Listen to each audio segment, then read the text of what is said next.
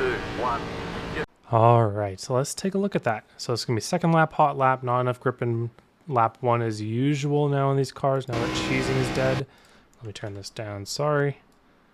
So, top of 3 and 4 on your first lap coming to your second lap, gonna be pretty darn difficult. You really wanna let off a little bit earlier than you think because that wall comes up quickly. Use a little bit of trail brake just to settle the car. If you don't use trail brake, the car will want to slide up the hill into the wall. So we can keep closer to the wall by implementing that 5-10% trail brake on entry. Once that car settles, what I mean by settles is it'll want to do one of two things. The car will either want to hit the wall or want to go down the track. You're waiting for that weight shift. The moment you see that weight shift from going into the wall to down the track, that's when you pick up your half throttle. Half throttle is the magic amount of throttle to where you will almost never spin out if you go from 0 to 50. So that's your magic throttle. And then there's bumps in the middle of 3 and 4. You're going to have to learn to anticipate these bumps because they're there. And every time you're on the top in 3 and 4, you're going to have to deal with them. So you get used to the rhythm of that. So I got a little loose there, but I picked up my throttle.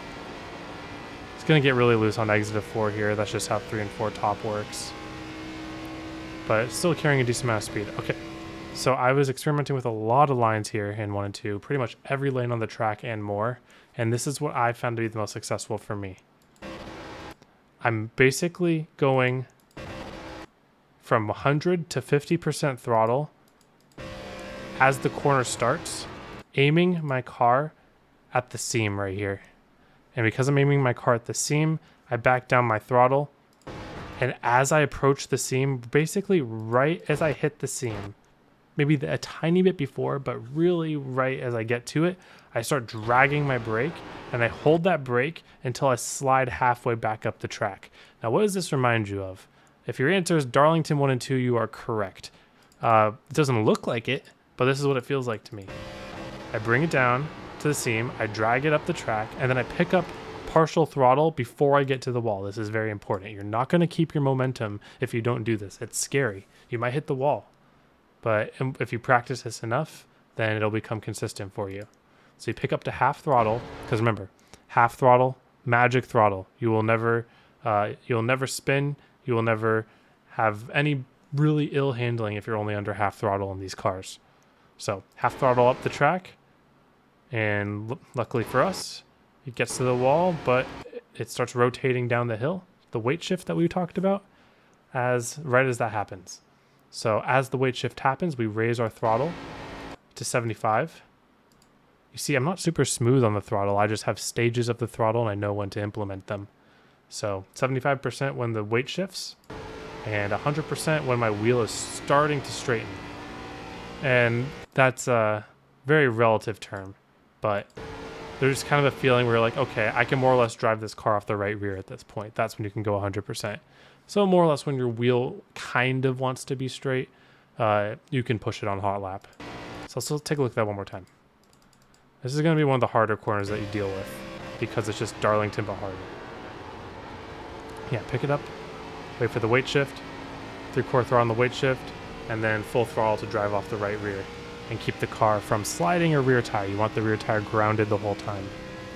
Okay, 3 and 4. I don't like the top here. I already said that. So I'm going to go to the bottom. Now 3 and 4, the most important part about the bottom, if you're trying to hot lap here, is late apex. So I'm going to go from 100 down to about 50. I undershot it a bit, but about 50%, 30 to 50%. You hold that until you're about a lane and a half up. Then you pick up your trail brake and you trail brake to the white line. That should help you late apex. If you miss it slightly like I did, do not worry because getting as low as possible is not the name of the game. It's all about when you apex. So I apexed late. I pick up my magic half throttle and then slowly, smoothly raise it. If there's ever a time you actually want to be smooth on your throttle, it's this 3 and 4 because your right rear is under a lot of pressure. It's going to want to be spinning. So you just want to tease it. You want to coax it up the track. And that is how you maintain as much momentum running the bottom 3 and 4. Let's take a look at that one more time. No one's pausing. So back down to half throttle as we come down the track. Pick up a trail brake, a lane and a half up. Pick up half throttle. Let the car slide up the track. Raise it. Starts getting loose. Full throttle as we can make our wheel straight. And that's how we're going to do a lap here. All right, now let's take a look at the long run. All right, let's talk about long run.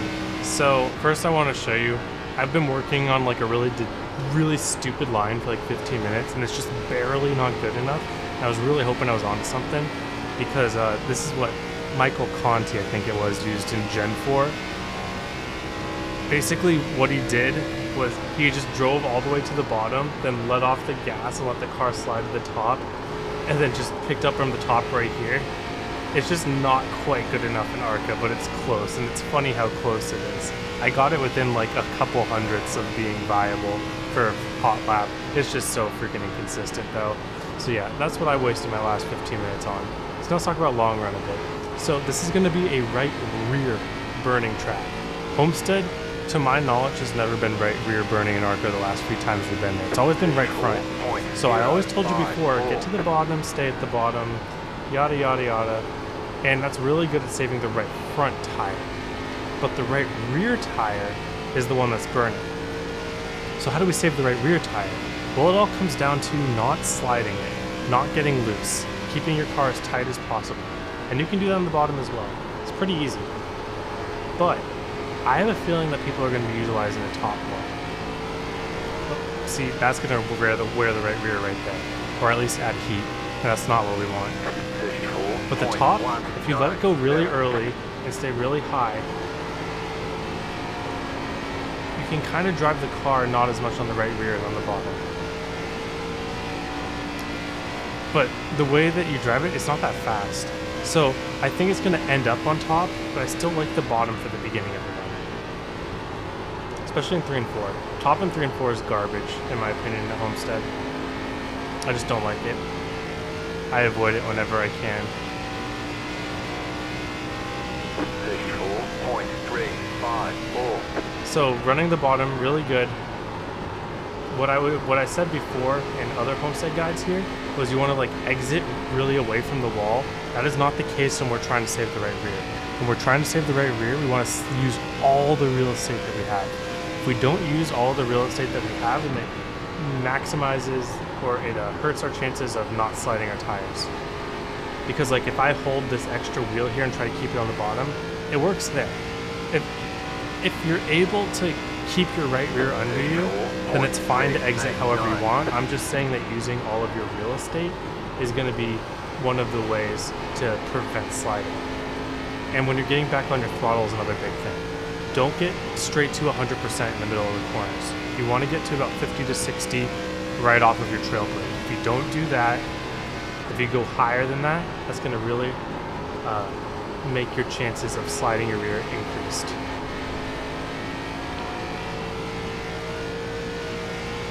So this is how I'm going to save tires probably on the bottom. I really think it's possible to do stuff up top if you really stay by the wall, but it's like, it's still loose up here. And so it's still going to wear the right rear. And like, it's not faster than the bottom. Granted, I wasn't max pushing, but if I was max pushing, I'd be destroying my right rear. Oh god, I hate it up here in 3 and 4. Just those bumps right there. Just stop me from doing everything I want to do. But yeah. So, it's like kind of even, I guess. It's going to be very interesting with how even this stuff is. The line that I was showing you earlier in qualifying, that might be viable for long run too, just because you're putting some of that entry load on your right front. I don't know about 3 and 4 though, man. That center of 3 and 4, those bumps, I just don't like. I just like the bottom end. I just like to stay on the bottom like this. Keep the car snug. Keep the partial throttle and then drive the car, use all the real estate. Keep the car from getting sideways. Nothing wrong with that. Let me try the Darlington line here. I mean, it's not bad. I think it's good. I think it's hard to say, but I think that line is really good at keeping some of the right rear heat off of it. So yeah, combination of these lines. I still like the bottom 3 and 4, 1 and 2, whatever's most comfortable to you. Try out these lines. Try out every line. And whatever's most comfortable to you, roll with it. Let's go see how much I wore my tires here. 34.487. I'm still mad I didn't make that stupid line work. Only in the Gen 4, I guess.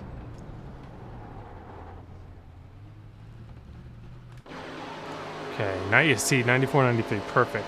It's gonna wear the right rear more, but we just want to minimize it.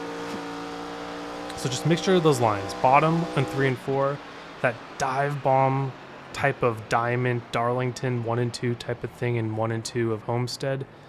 I think that's going to be the key to winning here, is really keeping that right rear cool. All right, thank you all for watching. Hope you have a wonderful day, and I hope to see you all on the track.